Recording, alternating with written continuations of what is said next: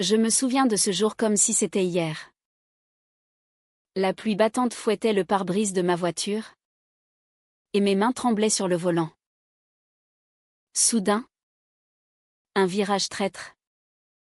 Un cri étouffé. Et le monde bascula dans l'obscurité. Lorsque je repris conscience, j'étais coincé dans l'habitacle froissé, au milieu d'une forêt dense et impitoyable des Pyrénées françaises. Le moteur fumait encore, et une douleur lancinante irradiait de ma jambe blessée. « Aidez-moi » hurlai-je dans le vide. Mais seul l'écho des arbres répondit, me renvoyant ma propre terreur amplifiée. C'est alors que j'entendis des pas craquer sur les feuilles mortes. Une silhouette émergea des brumes. Une femme robuste avec un fusil en bandoulière. Ses yeux verts perçants me transpercèrent. Et d'une voix ferme mais douce, elle dit, « Ne bougez pas. Je vais vous sortir de là. » Léna. C'était son nom. Une chasseuse solitaire qui arpentait ces bois depuis des années. Elle brisa la vitre avec une précision experte, me tira de l'épave, et me porta sur son dos jusqu'à sa cabane isolée. Ce sauvetage improvisé marqua le début d'une histoire qui allait ébranler les fondations de ma vie. Dans cette cabane rustique, aux murs tapissés de peaux et d'outils de chasse, je passai les premiers jours alités. Léna soignait ma jambe avec des herbes et des bandages faits maison. Ses gestes précis trahissant une expérience qu'elle n'expliquait pas. « Vous avez eu de la chance » murmura-t-elle un soir, en attisant le feu dans la cheminée. « Ces routes sont traîtres. Surtout pour une Parisienne comme vous. » Je ris faiblement. Mais au fond de moi, une curiosité naissait. Qui était cette femme qui vivait en recluse? Loin de tout? Amélie. C'est moi. À 28 ans, j'avais fui Paris après une rupture dévastatrice avec mon fiancé.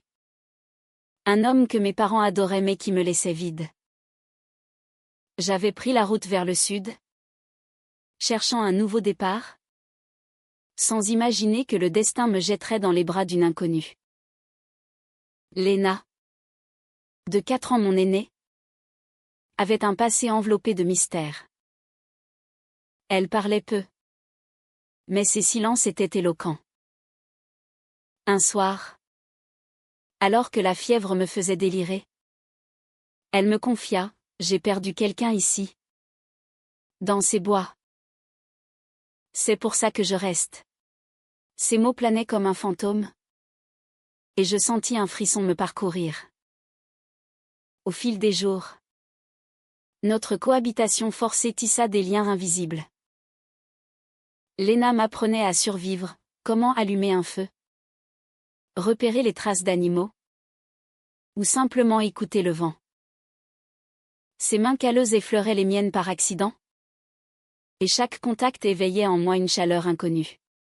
« Vous n'êtes pas comme les autres » lui dis-je un matin, en la regardant préparer le thé. Elle sourit. Un sourire rare qui illuminait son visage marqué par le soleil. « Et vous, Amélie? Qu'est-ce qui vous a poussé à rouler si loin ?» Je hésitai. Puis avouai ma fuite. Mon cœur brisé par un amour conventionnel qui ne me convenait pas. C'est là que les premiers doutes s'insinuèrent. Léna évitait les questions sur sa vie d'avant. Un jour, en fouillant pour un livre, je tombai sur une photo jaunie, Léna, plus jeune, enlacée avec une femme aux cheveux blonds, toutes deux rayonnantes. Mon cœur se serra. Était-ce son secret? Elle surprit mon regard et arracha la photo. « Ça ne vous regarde pas » siffla-t-elle, les yeux emplis de colère. Je m'excusai, mais l'incident creusa un fossé. Était-elle en deuil? Ou cachait-elle quelque chose de plus sombre? Les nuits devinrent agitées. Je rêvais de Léna, De ses yeux verts. De sa force tranquille. Un soir de tempête. Alors que le tonnerre grondait.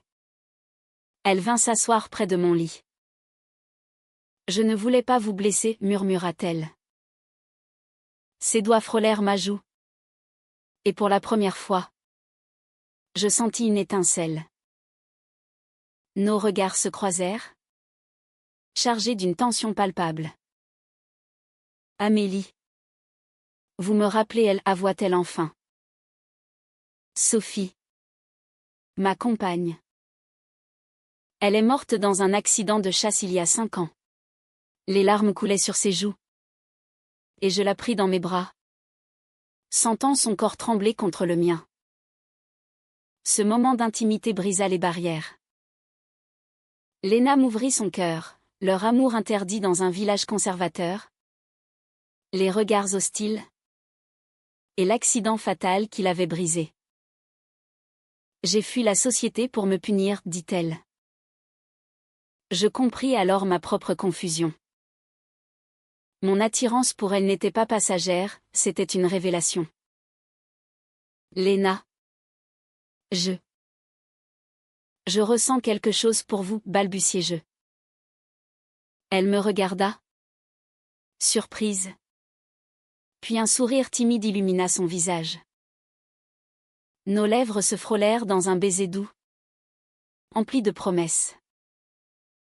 Mais le bonheur naissant fut vite assombri.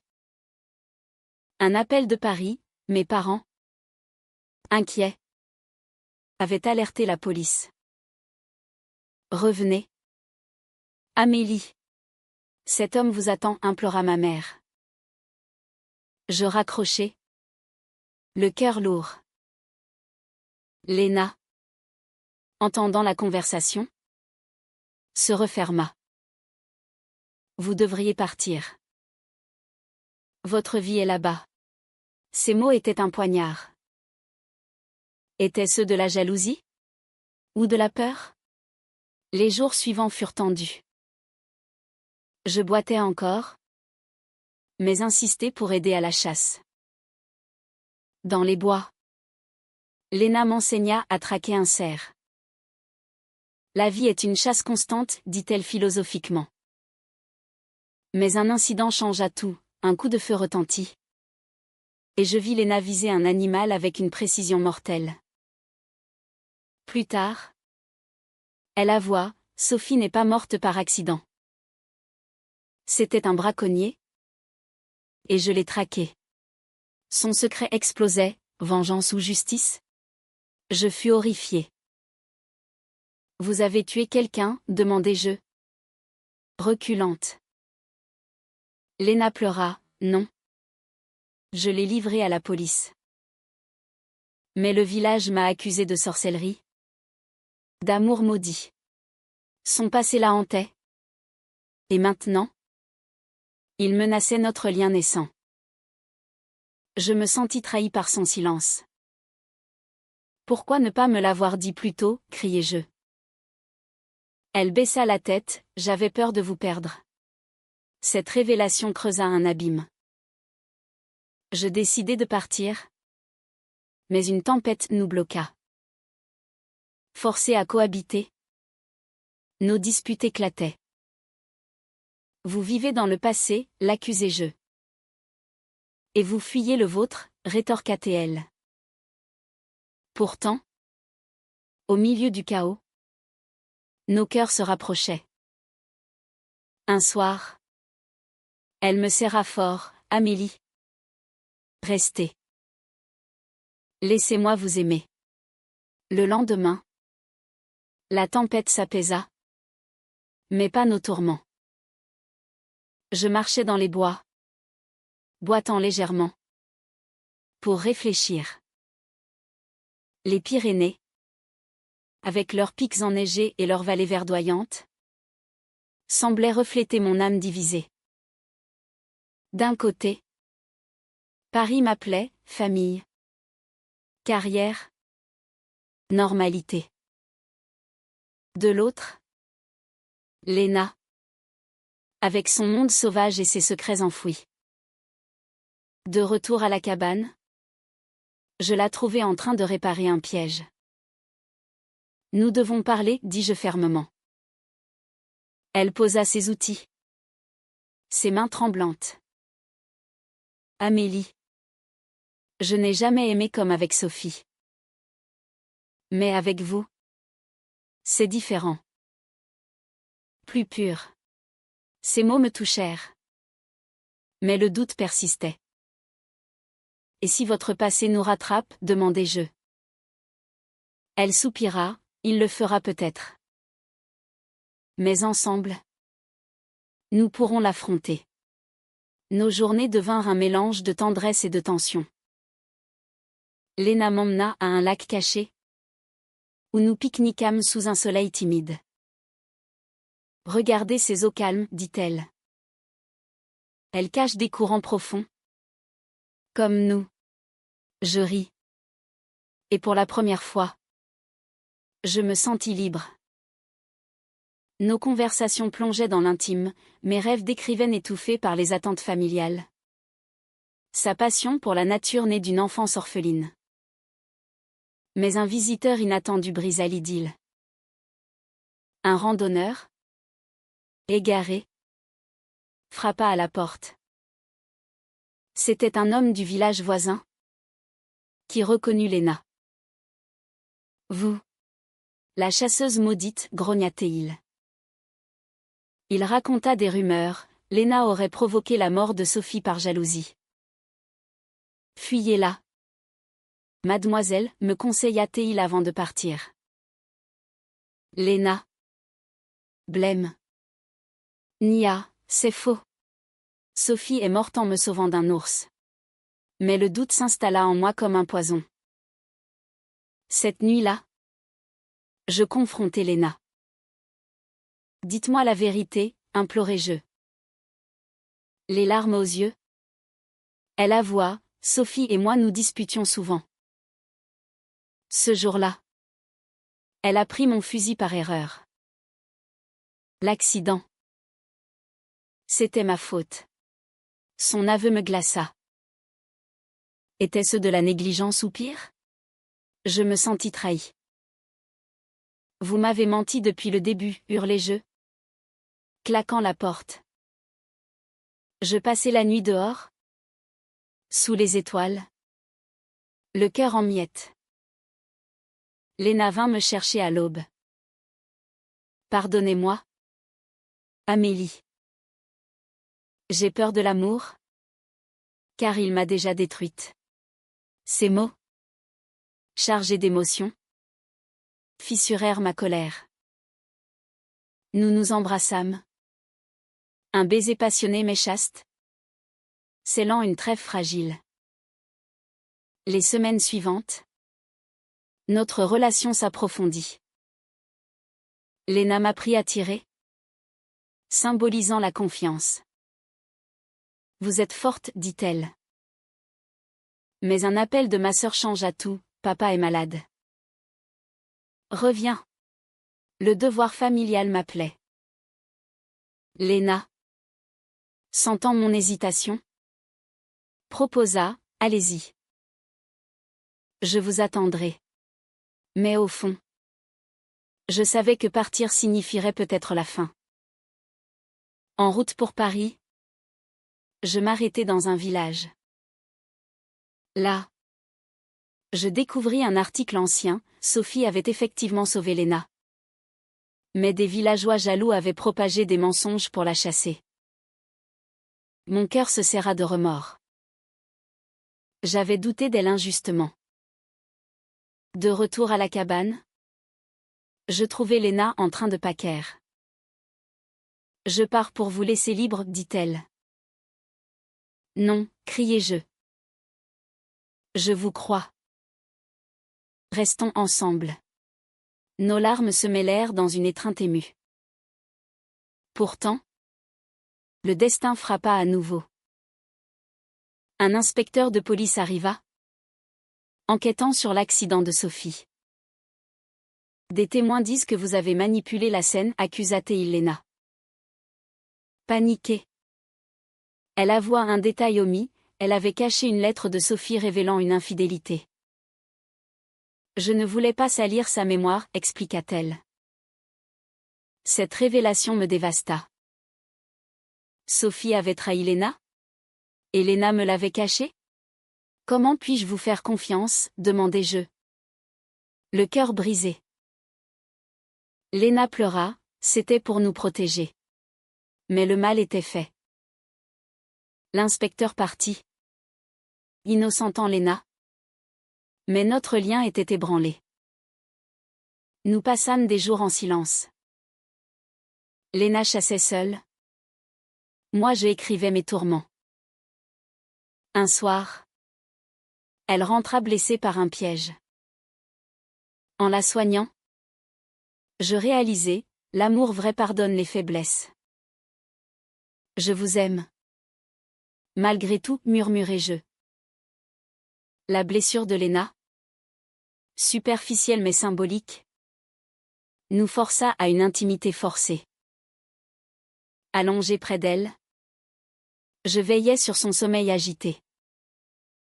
Ses rêves la hantaient, murmurant le nom de Sophie. Jalouse? Oui. Mais aussi compatissante. Par l'aimant, dis-je le lendemain. Léna hésita. Puis se livra, Sophie, artiste bohème, l'avait séduite dans un café de Toulouse. Leur amour fut passionné, mais marqué par des infidélités. J'ai pardonné, mais ça m'a brisé, avoua-t-elle. Cette confidence approfondit notre lien. Je partageais mes propres doutes, mon éducation catholique stricte m'avait fait refouler mes attirances pour les femmes. Avec vous, je me sens vivante, confessai-je. Léna sourit, l'amour n'a pas de genre?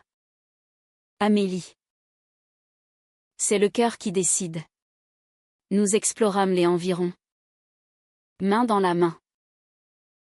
Dans un champ de lavande. Sous un ciel azur. Nous pique-niquâmes. Imaginez notre vie ici, dit Léna rêveusement. Mais la réalité rattrapait, un message de mon ex-fiancé. Pierre insistait pour me voir. Je t'aime encore, écrivait-il. Léna lut par accident et explosa, retournez à lui. À votre vie parfaite. La dispute fut violente. Vous êtes jalouse de fantômes, criai-je. Et vous? Hypocrite? Fuyant vos sentiments, rétorqua-t-elle. Blessée. Je partis pour Paris, laissant Léna seule. À Paris, la ville bruissait de vie. Mais je me sentais vide. Mes parents, soulagés, organisaient un dîner avec Pierre. Il est parfait pour toi, dit ma mère. Mais en le voyant, je réalisai, son amour était tiède. Le mien pour Léna, incendiaire. Je suis amoureuse d'une femme, avouai-je enfin. Le silence fut assourdissant. Mon père pâlit, c'est une phase. Pense à la famille. Leur rejet me brisa. Je pleurais seule dans ma chambre, regrettant Léna. Un appel d'elle, revenez. S'il vous plaît. Sa voix tremblante me décida. Je repris la route, le cœur battant. À la cabane, Léna m'attendait, les yeux rougis. Je vous ai perdu, demanda-t-elle. Non, répondis-je, l'embrassant tendrement. Nous passâmes la nuit à parler, reconstruisant la confiance. Mais un nouveau choc, Pierre arriva, traqué par GPS. Amélie. Reviens avec moi, implora-t-il. Léna. Furieuse. Le chassa, elle est à moi. Pierre révéla, vos parents m'ont envoyé. Ils disent que vous êtes manipulé. Lena. Blessée. Accusa, votre famille nous détruira.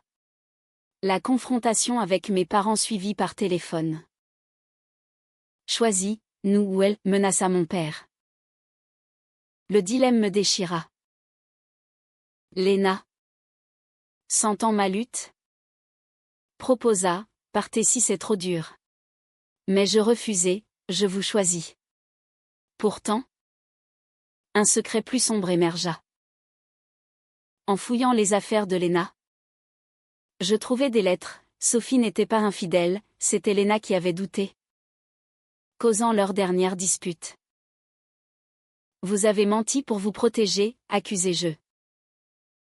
Lena s'effondra, j'avais honte de ma jalousie. Cette trahison ultime me fit douter. Était notre amour bâti sur des mensonges? Je partis en randonnée pour réfléchir, me perdant dans les bois.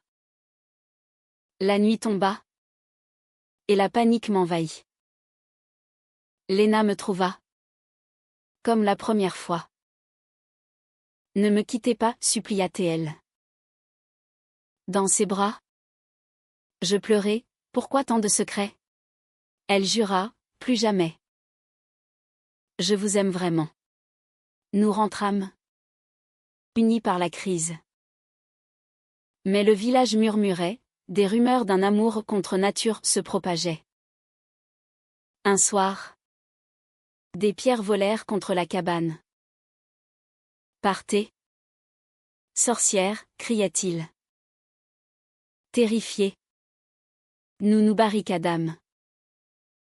Lena, fusil en main, protégea, je ne les laisserai pas nous séparer. Cette nuit de siège renforça notre lien, mais posa la question, pouvions-nous survivre ici? Le lendemain, la police intervint, calmant les villageois. Mais l'incident nous marqua. Nous devons partir, décidai-je. Lena hésita, ces bois sont ma maison. Son attachement au passé était un mur. Sophie est partie. Vivez pour nous, implorai-je. Nous planifiâmes un départ pour la Côte d'Azur. Un nouveau début. Mais avant, je confrontai mes parents en personne. À Paris, la réunion fut explosive. C'est contre nos valeurs, tonna mon père. Ma mère pleura, pense à ton avenir. Je tins bon, mon avenir est avec Lena. Blessé. Ils me chassèrent. Mais une graine de doute persistait. De retour, Lena avait changé. J'ai peur de l'inconnu, avoua-t-elle. Nos nuits étaient tendues, marquées par des cauchemars. Un jour, une lettre anonyme arriva, Sophie n'est pas morte. Elle vit à Madrid. Lena blêmit. Était-ce une farce cruelle?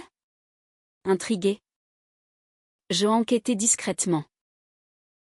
Un appel à un vieil ami révéla, Sophie avait simulé sa mort pour fuir une dette, abandonnant Lena. Elle vous a trahi, dis-je à Lena, qui s'effondra. Tout était un mensonge, sanglota-t-elle. Cette révélation libéra Lena de son deuil, mais brisa sa confiance. Comment aimer à nouveau, demanda-t-elle. Je la serrai, avec moi. C'est réel. Pourtant, Sophie contacta Lena, reviens-moi.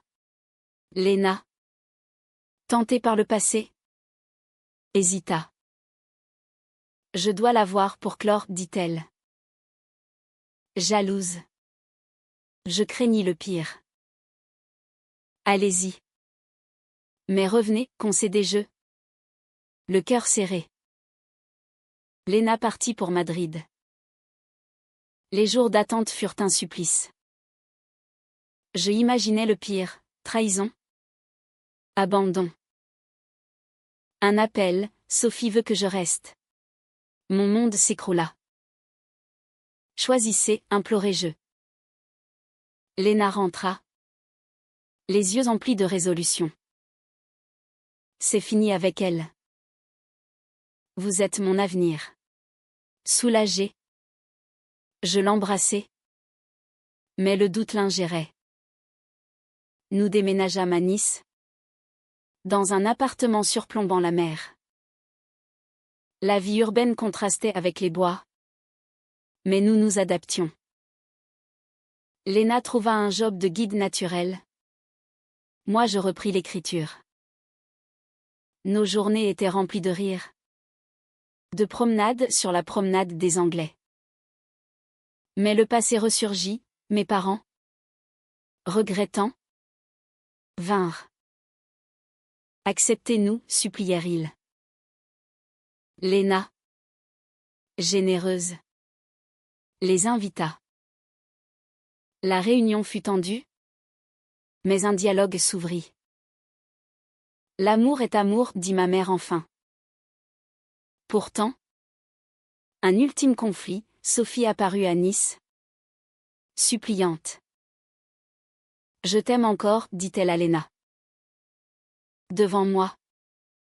Léna la repoussa, mon cœur est à Amélie. Sophie. Furieuse. Révéla un secret, Léna m'a poussée à partir pour me protéger d'elle-même. Confuse. Je confrontai Léna. Qu'avez-vous fait? Elle avoua, j'étais possessive. Toxique. J'ai simulé l'accident pour la libérer. Choquée. Je hurlai, vous m'avez manipulé pareillement? Léna pleura, non. Avec vous. J'ai changé. Mais la confiance était brisée. Je partis seule. Errant sur la plage. Les vagues reflétant mon chaos intérieur. Des heures plus tard. Léna me trouva. Pardonnez mes erreurs. Je vous aime sincèrement. Ces mots. Sincères. Me touchèrent. Nous nous réconciliâmes. Jurant transparence. Les mois suivants furent une renaissance. À Nice. Nous construisîmes une vie ensemble, dîner aux chandelles. Randonnée côtière. Et des nuits à partager des rêves. Léna apprit à s'ouvrir. Moi à affirmer mon identité. Vous m'avez sauvé des bois, dit-elle un jour. En me serrant. Mes parents, lentement, acceptèrent. Un dîner familial scella la paix, soyez heureuse, murmura mon père. Léna, émue, les remercia. Mais un dernier test, Sophie, obsédée, envoya des menaces anonymes. Laissez-la ou souffrez. Terrifiée, nous alertâmes la police. L'enquête révéla, Sophie, endettée, cherchait à extorquer Léna. Confrontée. Sophie avoua, j'ai tout perdu sans toi. Léna, compatissante, l'aida à se reconstruire, mais à distance. Le passé est clos, déclara-t-elle. Notre amour, forgé dans les épreuves, devint indestructible. Un soir, sur la plage, Léna s'agenouilla, épousez-moi. Amélie. Les larmes aux yeux. J'acceptai.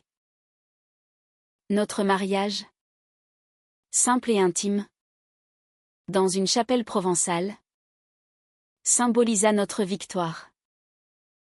Aujourd'hui, des années plus tard, nous vivons en harmonie. Les bois nous ont donné des leçons, l'amour vrai surmonte les secrets, les trahisons et les jugements. Il est humain, imparfait, mais profondément beau. Dans les moments calmes, je repense à ce virage fatidique.